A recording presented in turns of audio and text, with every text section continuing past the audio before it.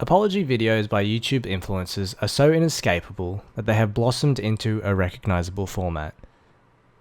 Sandlin undertook a study which aimed to determine the strategies used when apologizing on YouTube, assess the audience response to the aforementioned strategies, and determine strategies that would more likely lead to a greater perception of sincerity according to the YouTube comments.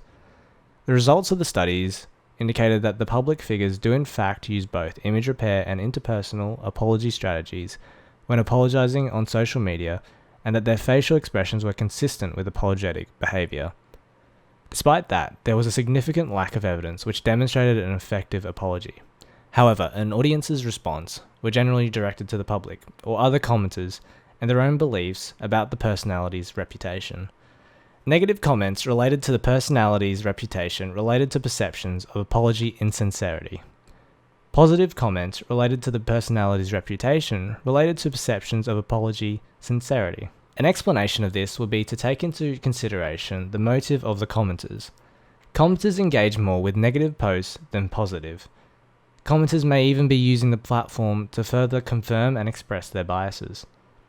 From the standpoint of a YouTube personality, their aim is to first convey a sense of regret, remorse, or sorrow. Underlined by a sense of genuine sincerity, their next logical step will be to take a non-trivial amount of responsibility and finally convince the audience of their guilt and shame in order to appear remorseful.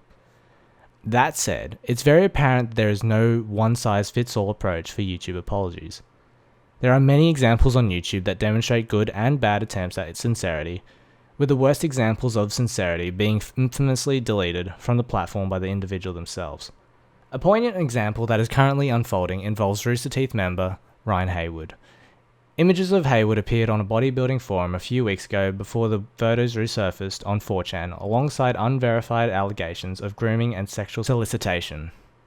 Haywood allegedly sent explicit photos to a fan in 2017 who was aged 17 at the time. The fan released a YouTube video explaining her side of the story. Another fan has published their account of an alleged affair with Haywood that escalated to them going to a hotel for sex, which ended up not going ahead. Another recount surfaced saying she lost her virginity to Haywood when she was underage. He removed the condom halfway and without her consent. The fan spoke to other fans with similar stories to her own, all of which were vulnerable and Haywood was aware of and took advantage of. The statement, which came from Jack Patillo and Michael Jones, started off emotional, genuine, sincere, and personally held accountability. The time period is proving to be a devastating one for the community, and is one of many examples of how impactful of a communication tool, particularly as a means of communicating reformative and cooperative actions to be undertaken internally at Rooster Teeth, but also externally to the audience so as to rebuild trust and understanding in its community. What attributes of an apology on social media proves to be its most effective in conveying sincerity and remorse?